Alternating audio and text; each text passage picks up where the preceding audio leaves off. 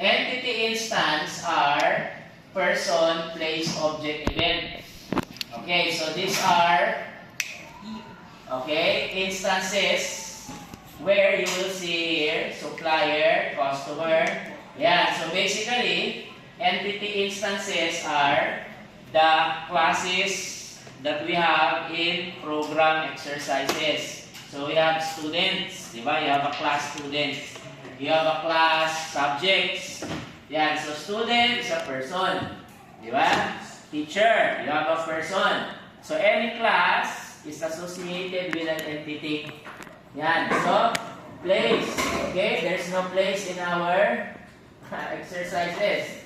Okay, we have objects, we have events like enroll. Di ba?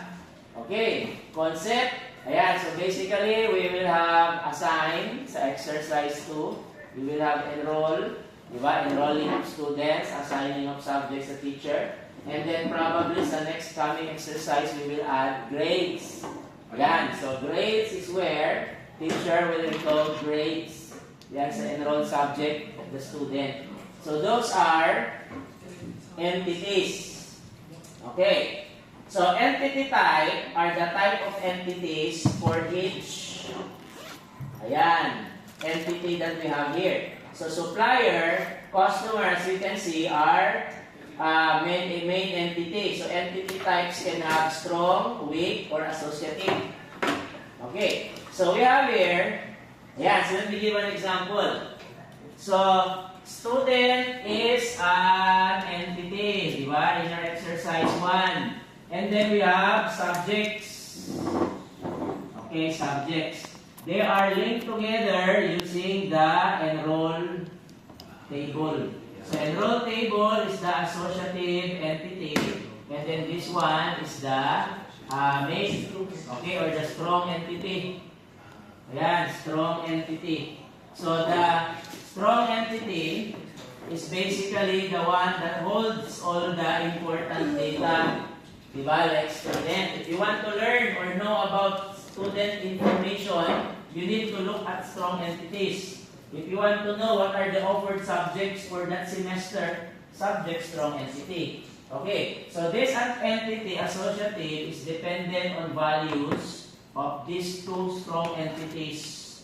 Yan. So meaning we're going to assign here student ID. Subject is going to assign subject ID. So that you will know what are the enrolled subjects of each student.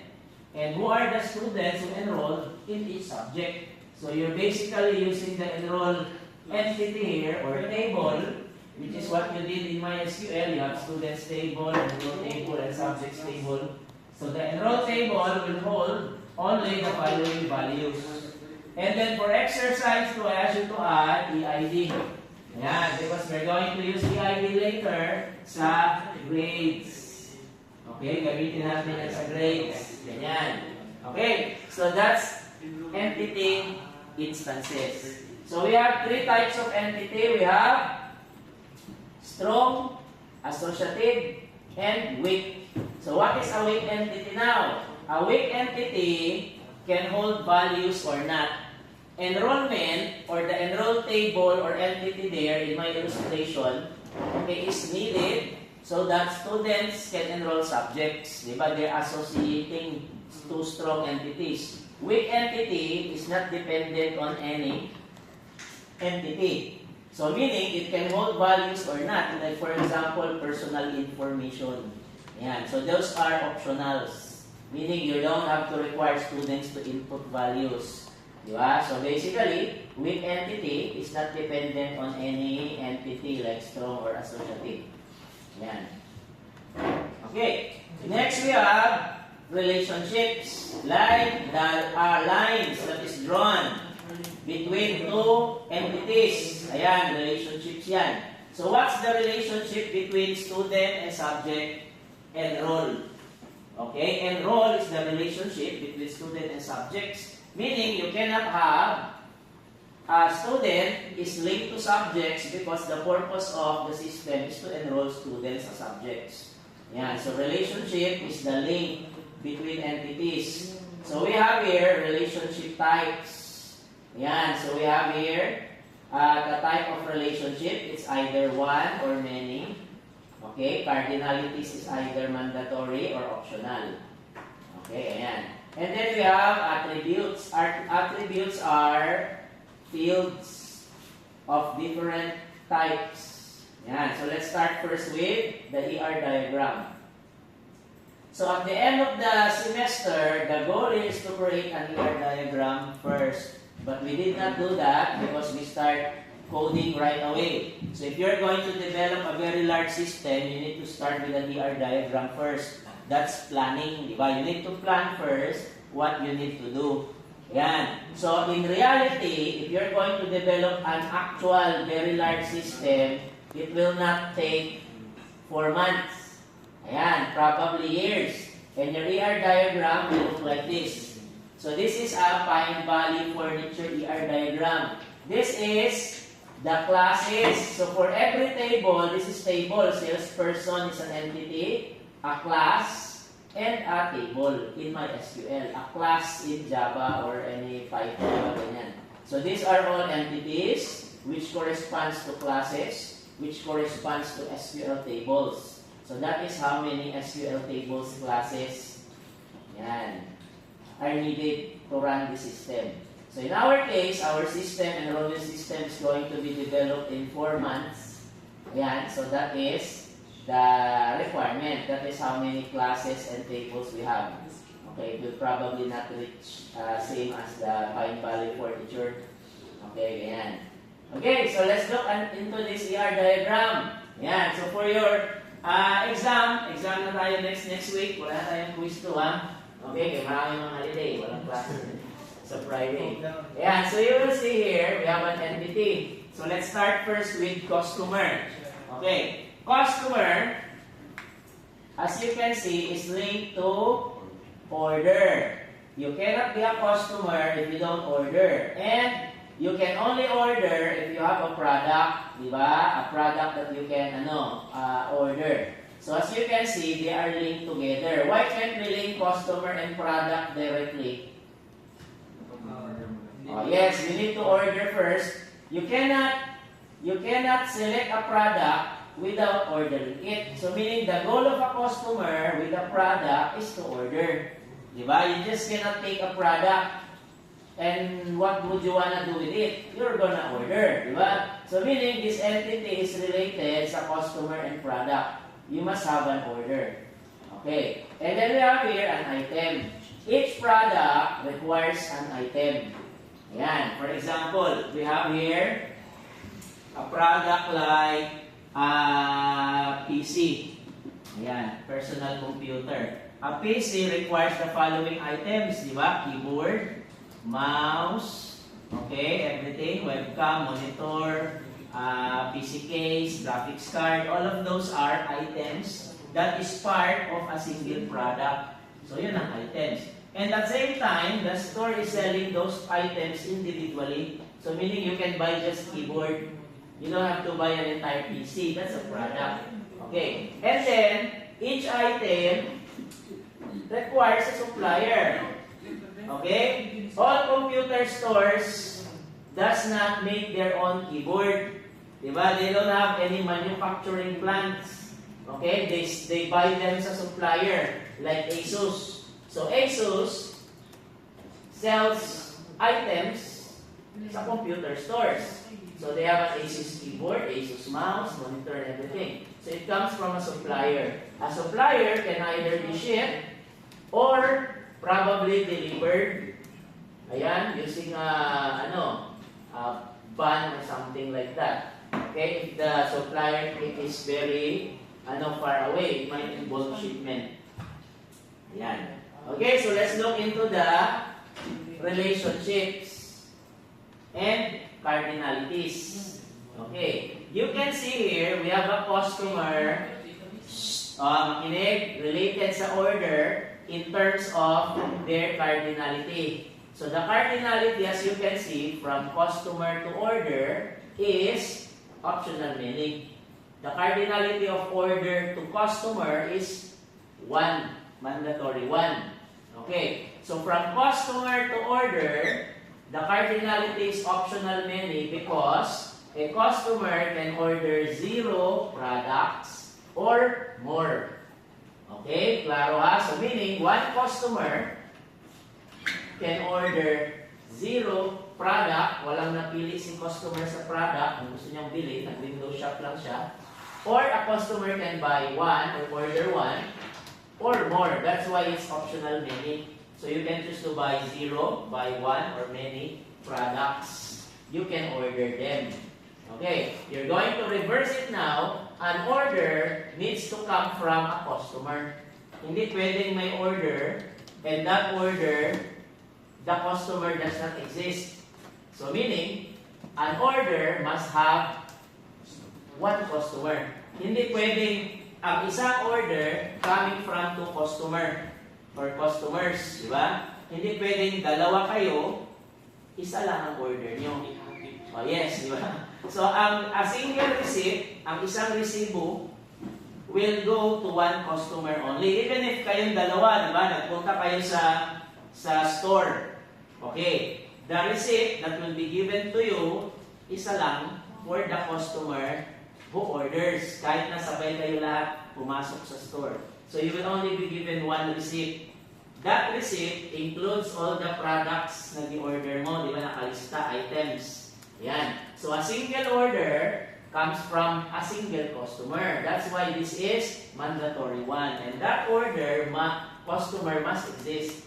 Hindi pwedeng may resibo and the customer does not exist. Diba? So that's why this is mandatory one. And customer can choose to order 1, 0, or many. That's why it's optional many. Okay? So clear now why this is 1, why this is mandatory many. Yan.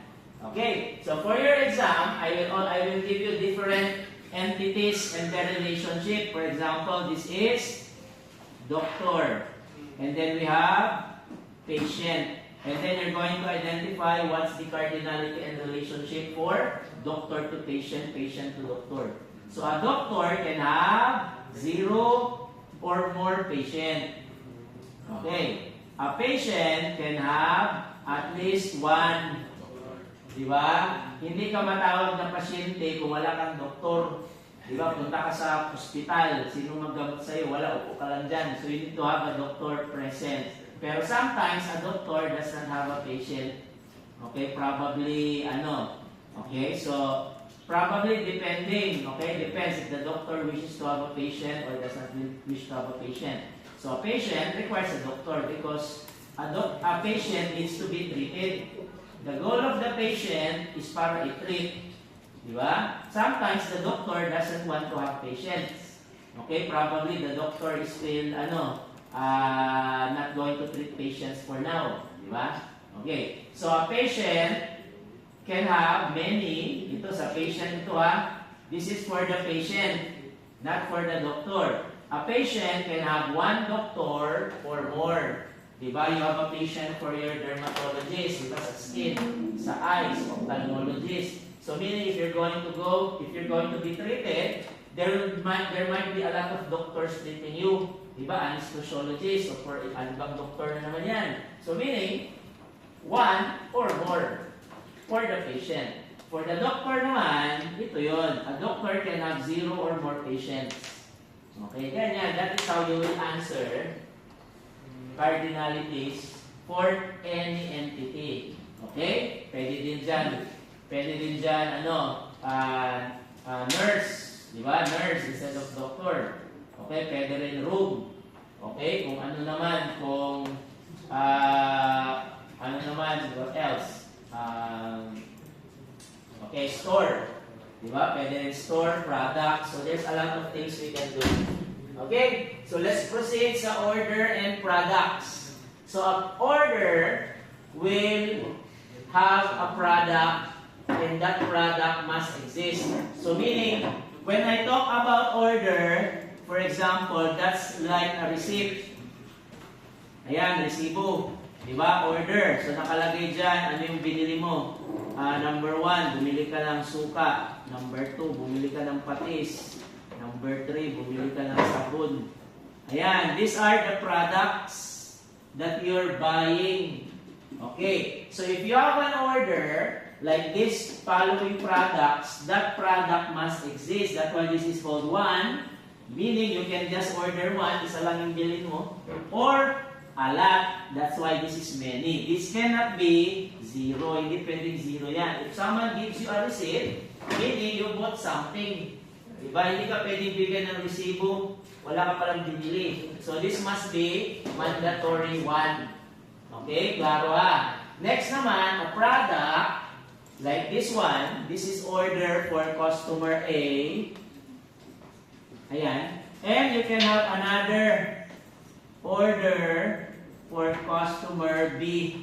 Okay, bumili sila pareho ng suka. That can happen, di ba? Si customer A and B bought the same. Ito suka. Dalawa sila. Di ba? They bought suka, itong one. Dalawang customer ang nag-order. Okay, one. Pwede rin marami. Okay, di ba? Like this for example. For one customer. Ayan. So, ito siya. Okay. Ano naman? Shampoo. Ganyan. So, a lot of product like this one, only for one customer. A lot of product like this one, only for one customer. Ayan. So, meaning this is many. And at the same time, a product, pwedeng walang nag-order. You will see sometimes sa stalls sa grocery, some products walang bumibili, di ba? Expire na lang. Nobody buys that product. So meaning this is mandatory. Ayan, okay? Optional, sorry, optional. Sana yan, ayan, optional. So optional, a product, pwedeng walang bumili, but once you have an order or receipt, you must have a product. Okay, a single product can be ordered multiple times. Okay, that's why this is many to many. Di ba? Many sa product, many sa order.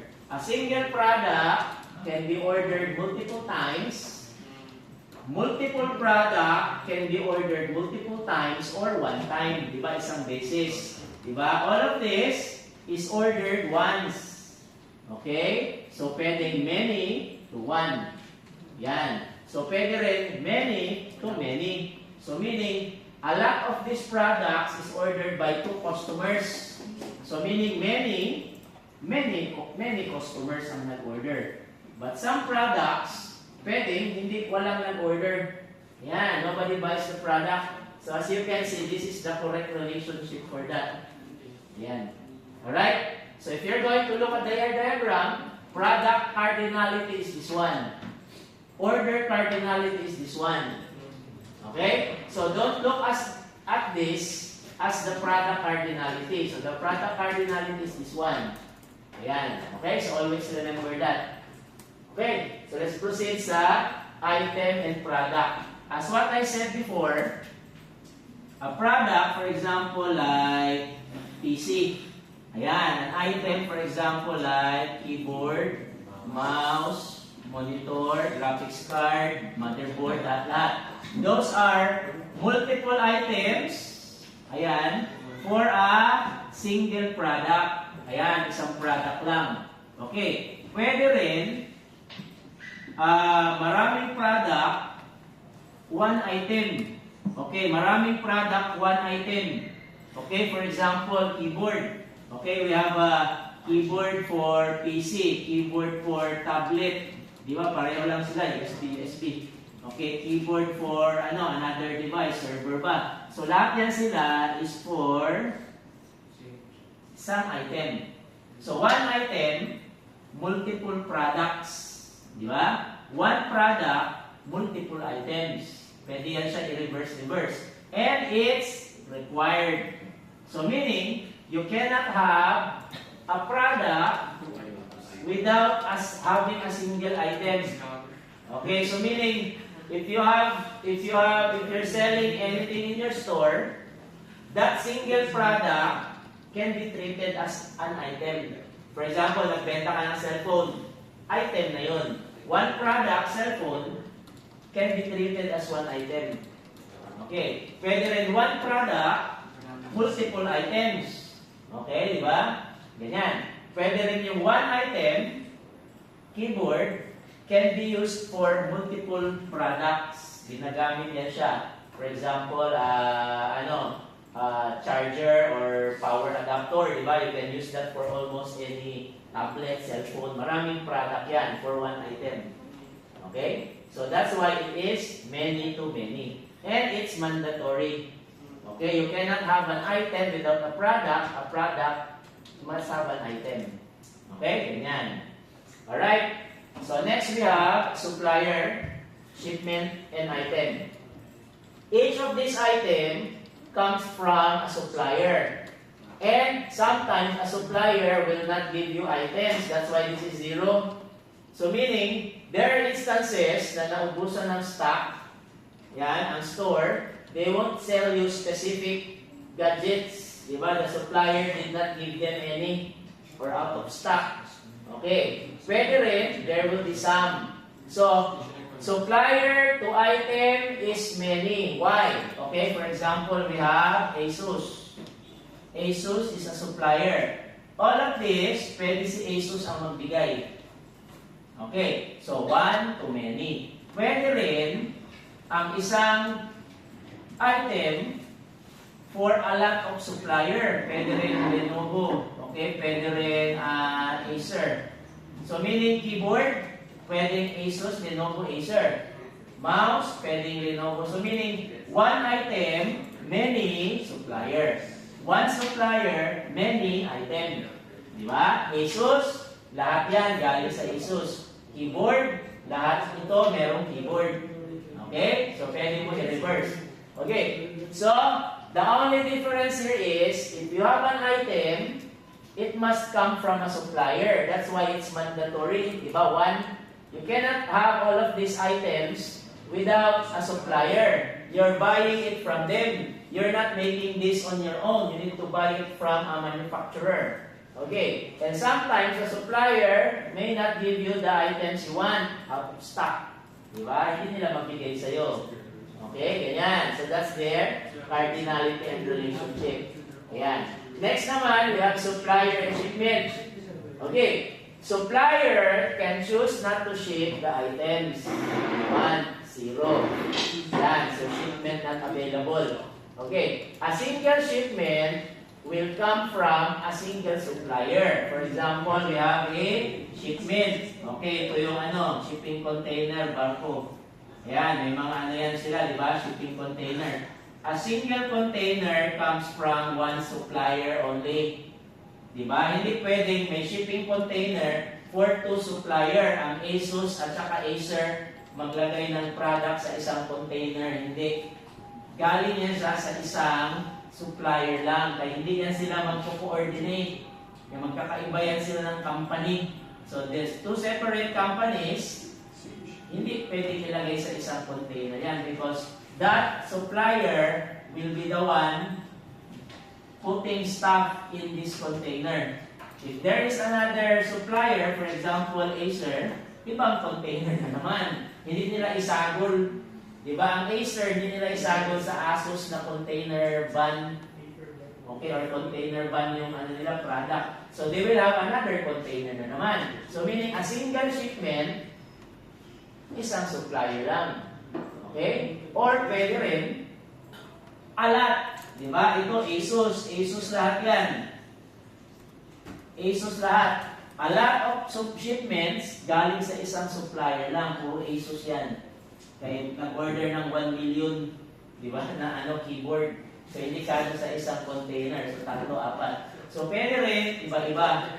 So, one supplier, multiple shipments, okay? Or one shipment for one supplier. Hindi ito siya pwedeng many to many. Pag many to many mo yan, many dyan, ibig sabihin, ang dalawang supplier, ASUS, Acer, is for one container. Di ba? Dalawa. Yan, dalawa. So, dalawang supplier, isang container. So, hindi pwede yan. It must be one. So, one, many. Okay? Yan. Alright. And then, let's go to shipment and item. Shipment, okay, is many to many. A single shipment like this one, for example, ito, ASUS. Ayan, ASUS yan. ASUS na shipment, many items. So, nandyan ang keyboard mo, nandyan ang mouse mo, lahat ASUS ang brand. Hindi pwedeng may mahalong na Acer or Lenovo dyan. ASUS lahat yan. So, a single container sa barko, a lot of items, di ba? Iba-iba. Keyboard, mouse, webcam, monitor, puro ASUS. Diba? So, one shipment, many item. Okay, pwede rin one item, many shipment. So, meaning, pwede yung tatlong container na yan, puro keyboard lang yan. Keyboard, keyboard, keyboard. Diba? One item, many shipment. One shipment, many item. That's why this is many to many. Okay, pag naka many to many yan, one shipment, many item, one item, many shipment, many to many. Okay, and this is optional. So meaning, you can have an item, okay, that is not shipped. Hindi man na-ship yung supplier. So meaning, probably, another form of delivery system. Hindi siya shipment. Okay, probably next door lang yung ASUS or Acer na supplier mo. So you don't have to do any shipping. Okay, pwedeng delivery van lang. So, no shipping needed. Okay. So, a shipment requires an item. Hindi ka pwedeng mag-ship, may container, walang laman. Diba? So, meaning, mandatory yan. So, if you're going to ship something, may laman dapat. Diba? Ng item. Hindi pwedeng zero yan. Pag ilagay mo zero yan, nag-ship ang ASUS, walang laman ng container. Diba? Ship, may laman dapat na item. And that item comes from shipment or another form. So, pwede zero. So, a single item, maraming shipment. ASUS, lahat keyboard yan. Okay? Meaning, one, many. Pag one, many yan, lahat ng container, pwede isa pang barko. Another naman, shipment, ASUS, keyboards, lahat yan. Diba? So, one item, multiple shipments. One shipment, many items or multiple items. Okay? Ganyan. So, that's the entity relation. Okay, so let's talk about our Exer 3. Exer 2 pa pala. Okay, next week ko na-discuss yung Exer 3. For Exer 2, this is our ER diagram. Okay, what will be our cardinality? Ayan. Sige, what is our cardinality now? Because I did not write the cardinality here. I just linked. Okay, created a relationship. So, a student, relationship sa subject is to enroll. So, you can create a relationship like this. This is student and subject. Ayan. Okay, dito muna. To be able to understand this, you need to simplify it. Because at first, if you're going to develop a system that is large, you won't be able to find out this yet. So meaning this is not yet figured out. So you will start with this. Okay, and after planning, you might think of adding a third table. Okay, so ito muna. Yan, simplest way to do it. Okay, so what is the relationship between student and subject? A single student can enroll multiple subjects. Diba? Tama. If this is you, ang ID mo is 001,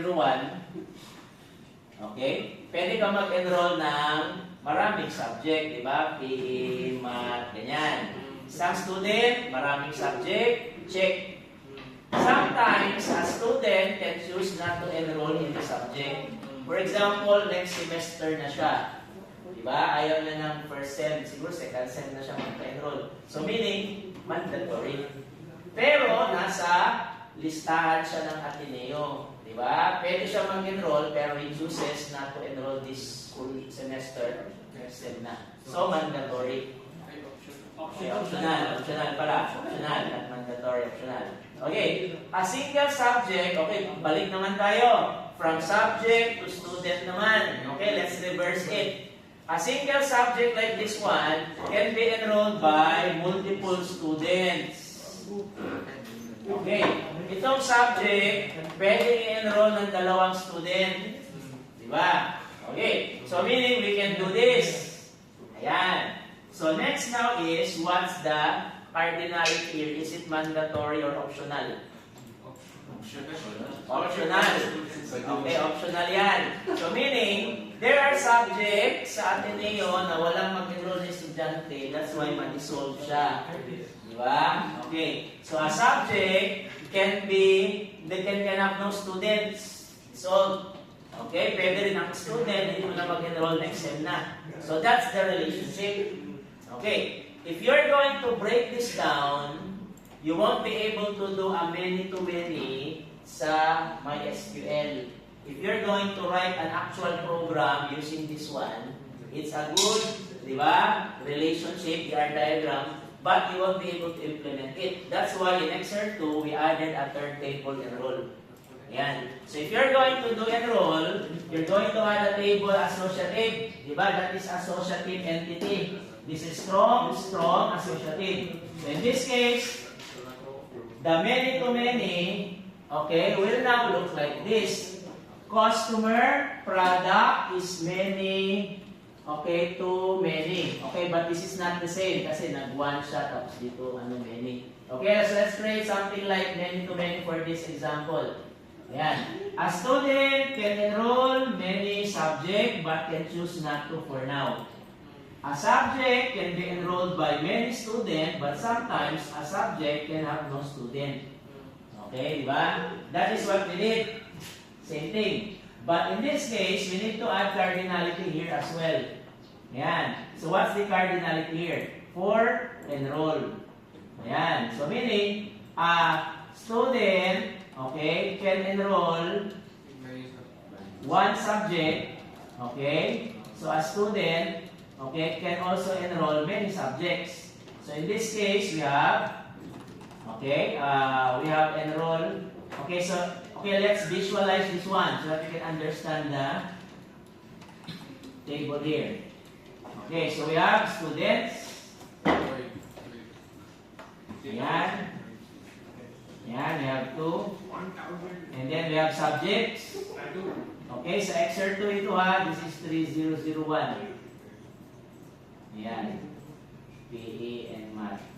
Yan. So what will the enroll table hold? Okay, let's see. There are only two value or rows, columns. Diba? We have the student ID and then the subject ID. Okay, so this will hold 1001. Yan, 1001. So this student enrolls two subjects. Okay, si 1002 enrolled only one subject. Okay, ganyan. Yan. And then we have another one, for example. Si 1003 enrolled 3001. Okay, ganyan. If you look at our table, I did not include enroll ID just yet because we're going to use that as grades. Okay, but for now, ito muna yung dalawa. If you look at the table, we have here one student,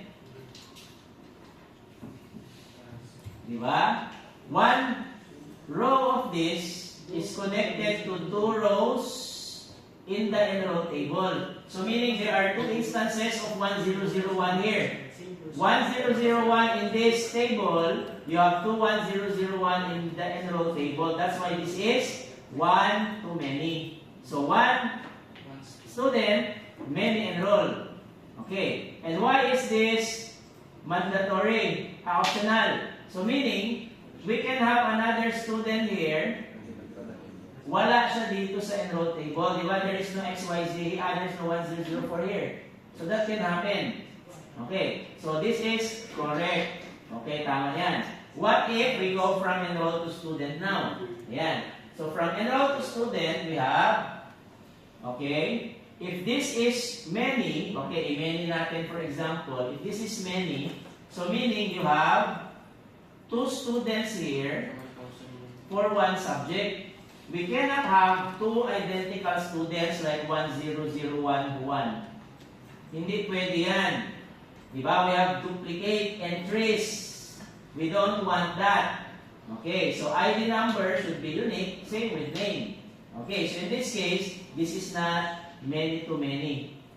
Yan. One student can only enroll one or multiple subject. Diba? Dalawang i-enroll ni 1001.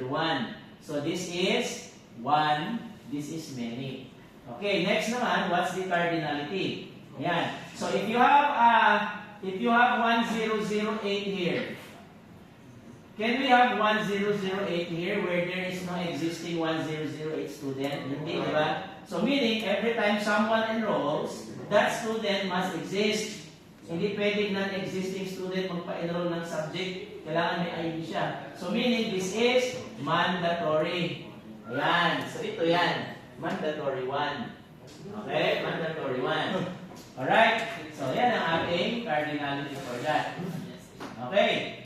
Alright, next. Ito naman tayo. We have to figure out the cardinality here as well. So mandatory ha. So meaning, the ID here must exist here. Hindi pwedeng may 1008. There is no 1008 here. Okay, di ba? Yan. So, dito naman tayo sa subjects. So, for our subjects, we have this subject, 3001, is enrolled twice. Di ba? Okay, that's why this is many. Di ba? Twice. So, sometimes, meron tayong 3007, wala siya sa enroll table. Di ba? It's not present here. Pero the subject is available, offered. Yan. So that's why this is mandatory, optional. Optional, di ba? May circle. Okay. Next is, what if we have that student exists, but the subject does not? Bawal. Di ba? Bawal. You cannot enroll a student to a non-existing subject. Ayan, di ba? That will not happen. So meaning, hindi pwede. So meaning, it's mandatory. 1. Okay, mandatory 1. So, all subjects here must exist here. And that subject must be present multiple times. Okay, so, it is 1. Yan. Okay? So, alright. Okay, so that's basically how we solve ER diagram for the 3 entities. And then if you're going to make a lot of entities, it will look like this. So, discuss ko pa ang attributes. Okay. Ayan, may attribute pa kasi yan. Ayan, attributes. So, the final product or result is this one. Okay. So, this is the table name. Ito ang table name, raw material, uses, product, table name. You must have a class name also na kapareho. That's why we have student class, enroll class, and subject class. And these are class variables. Class variables and field names, pareho. Okay, and then we have cardinalities. Diba? Cardinalities. And then we have primary keys and foreign keys. I will discuss that later sa next week na. Okay, ganyan. So this is the final result. Okay, ganyan siya. Okay? Yes. Questions? So for your exam na tayo, Lemon quiz next week. So you're going to create relationship for each entity given. So I will give different different ER diagrams like for hospital, ER diagrams for mall, ER diagrams for anything. Okay, and then you will be the one to provide cardinalities. Drag and drop. Drag and drop lang para mabilis. Okay. So, position it. Yes, i-drag and drop nyo lang itong cardinalities. Okay. So, yan na, i-drag and drop nyo. Alright? Okay, ganyan. Okay, so that's it for now. Ready your exercise for checking. Attendance muna tayo. They're checking.